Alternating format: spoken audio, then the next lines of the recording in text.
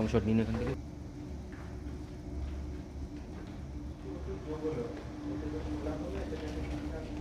আছে ফিস্চুলোগ্রাম followed by ফিস্চুলোপ্লাস্টি। এটা বর্তমানে বেসরকারি হসপিটালে আগে কখনো করা হয়নি, তো এটা আমি প্রথমবার এখানে করেছি।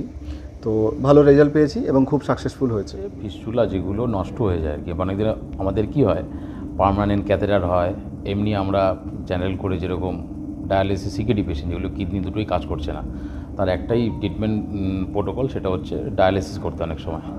সেই ডায়ালিসিস যখন করার লাইনগুলো করা হয় তার মধ্যে একটা হচ্ছে ফিস্চুলা করা হয়। সেই ফিস্চুলার মধ্যে যদি কোনো সময় ন্যারোয়িং হয়ে যায় বা পেশেন্টের কোনো কাজ করে না, যেগুলো ফিস্চুলোপ্লাস্টি করতে হয়। সেই ফিস্চুলোপ্লাস্টি আমাদের এই বর্ধমানে এই প্রথম আমরা ফিস্চুলোপ্লাস্টি করেছি, এবং আমাদের এই শরণ্যা হসপিটাল, আগে যে মাল্টি স্পেশালিটি হসপিটাল ছিল সেখান থেকে সুপার স্পেশালিটি হসপিটাল হয়েছে।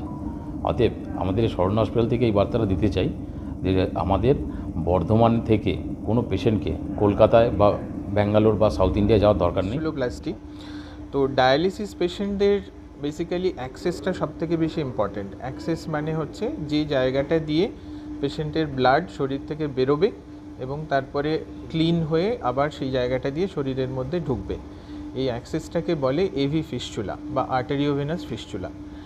তো এই ফিস্চুলাটার হেলথ বা ফিস্চুলার স্বাস্থ্যের ওপরে একটা ডায়ালিসিস পেশেন্ট কতটা ভালো থাকবে, কত বছর ভালো থাকবে, এটা পুরোপুরি নির্ভর করে।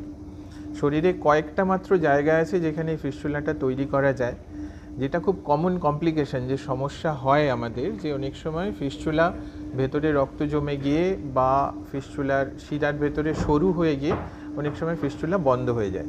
ফিস্চুলা বন্ধ হয়ে গেলে ডায়ালিসিসের কোয়ালিটি কমে যায়, পেশেন্টের শারীরিক সমস্যা অনেক রকমের হতে থাকে। তো এবার তখন আমাদের দুটো অপশান থাকে, হয় ওই ফিস্চুলাটাকে কোনোভাবে আবার প্লাস্টি করা বা যেখানে ন্যারো হয়ে যেখানটা সরু হয়ে গেছিলো সেটাকে আবার ওপেন করা, অথবা নতুন ফিস্চুলা করা।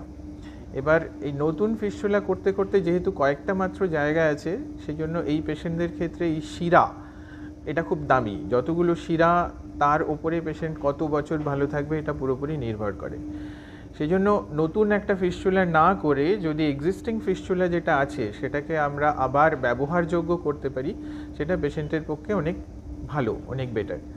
তো এই অপারেশনটা, যেটা অ্যাঞ্জিওপ্লাস্টি, যেরকম হার্টের হার্টের আর্টারি ব্লক হয়ে গেলে অ্যাঞ্জিওপ্লাস্টি করে সেটাকে ওপেন করা সম্ভব, সেই রকম এই ফিস্চুলা বা ডায়ালিসিসের অ্যাক্সেসটা বন্ধ হয়ে গেলেও সেটাকে বেলুন সার্জারির মাধ্যমে খুলে দেওয়া সম্ভব হয়, সেইটাকে ফিস্চুলোপ্লাস্টি বলে।